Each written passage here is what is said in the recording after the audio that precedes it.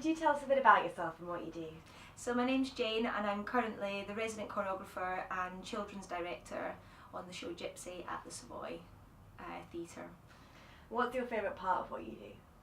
Oh God. I thought that it's hard because being in the creative side, you go through lots of audition processes, you go through the rehearsal process, being in the studio for hours and hours, working on what the show could be, and many different versions of the show happens within the studio. So I guess my favourite part is when we finally get to the theatre and the show is, you know, it's opening night and it's at a good place.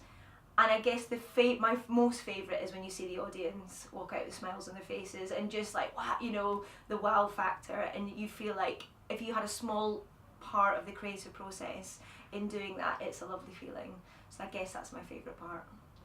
When was the first moment you fell in love with theatre?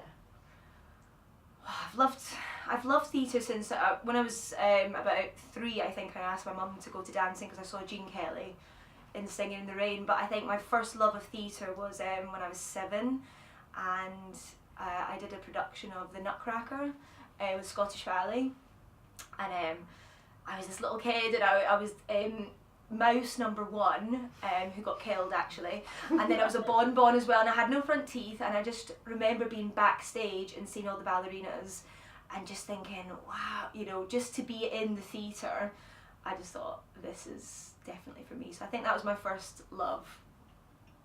What advice would you give your younger self? I think, and it's a hard one, I think to have confidence in yourself. And I know it sounds a bit cliche, but when I look back now, there's so many times I doubted myself. Or another one is, to not compare yourself to other people. Be yourself, and if you're right for some jobs, you'll get the job, and if you're not right, don't take it personally, move on and something else will come up. So I think, you know, just to be yourself and trust yourself, work hard, that's the main thing. Finally, if your life were a musical, what would the grand finale number be? I thought so much about that.